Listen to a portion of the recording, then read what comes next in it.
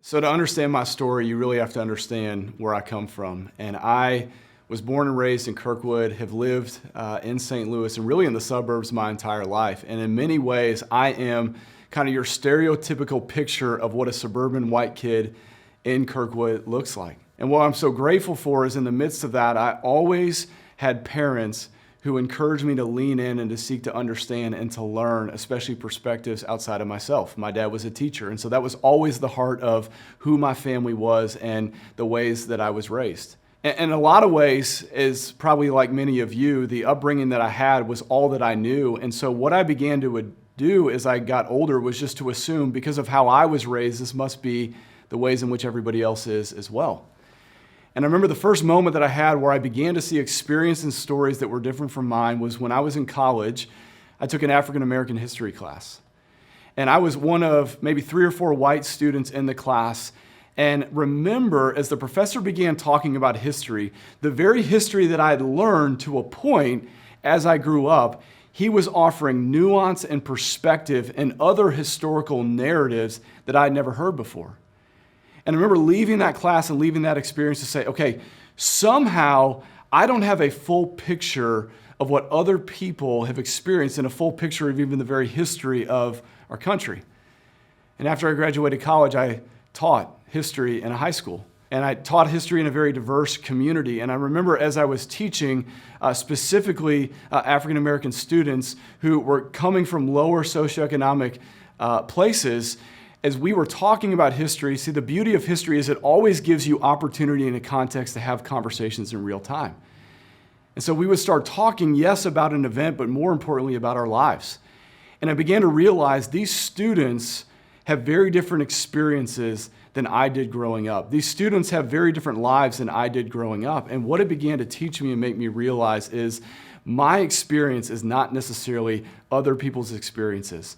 And either I can push their experiences off, or I can even look at my own and feel shameful about that, or I can seek to enter in and want to learn and to understand the diversity of experiences and backgrounds that exist in our world and even in the community that I was in.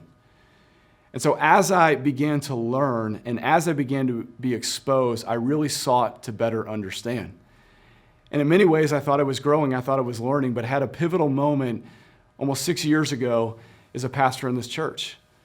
See, it was right after Michael Brown was killed, and we were trying to figure out as a church, how do we address this? How do we lead our church? And for those of you who were around at that time, we had already had a pre-recorded sermon that Pastor Darren had shot because he was out of town, and Russ Moore and I began planning services for Tower Grove, and we decided to spend time just praying over our city, just praying over the despair that was taking place. And so I stood in front of our church and did that. And I remember leaving that day feeling this sense of pride, feeling pride of being a part of a church that was willing to lean in. And that feeling of pride quickly evaporated in less than 24 hours because the next morning, one of our elders called me. An elder who I didn't know very well at the time. And essentially what he told me was, Tim, I feel like you all blew it yesterday.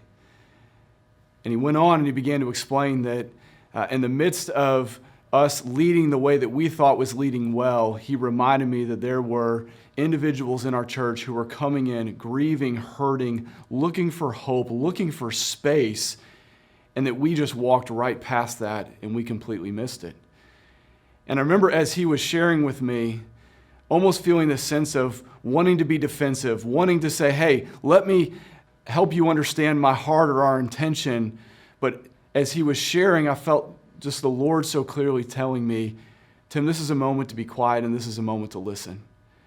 And as he began to walk out further for me, just his heart, what I began to realize was, while for me as a white individual, this was just about an incident with Michael Brown, for him as an African American and for many others in our church, this was a moment that spoke to a much longer narrative of systemic racism and hurt and pain that many in our church were walking through and suffering and grieving on that morning. And I remember leaving that conversation feeling like a failure and yet feeling like I had a choice. Either I can dismiss what's being said or I can lean in and seek to grow. And the Lord just gave me this clarity and this confidence to say, Tim, as ignorant as you may feel, as much as you feel like you blew it, you need to lean in and you need to learn.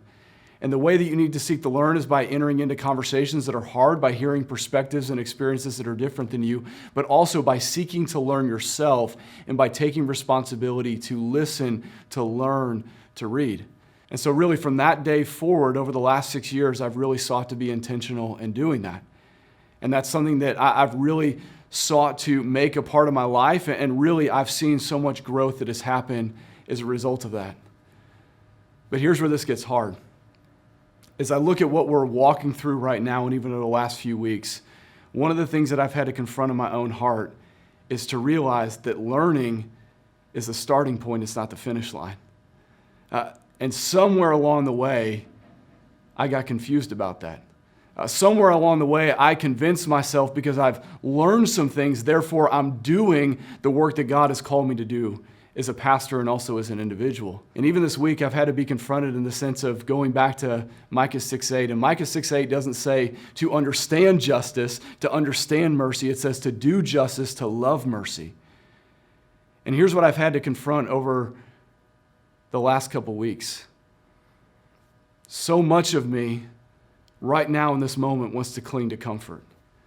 So much of me wants to do enough, but not to be fully faithful in who God has called me to be and what God is calling me to do.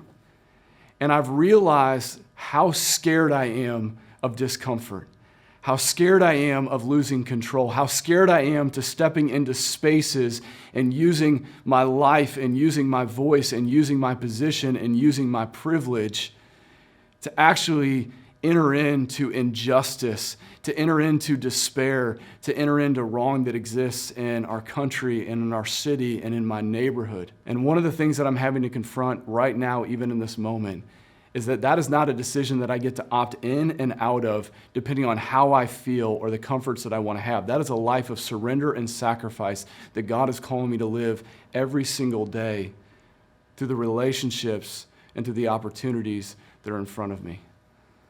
So church family, here's my truth. I don't know how to do that. And there's a lot of things that I feel like I'm having to confront in my own heart, a lot of fears that go with that I'm just putting before the Lord and I'm putting before others. And I don't have all the answers, and that's scary for me even as a pastor to say. And yet what I know is that I have to believe and I have to understand that learning is such an important step, but it's the starting point, it's not the finish line.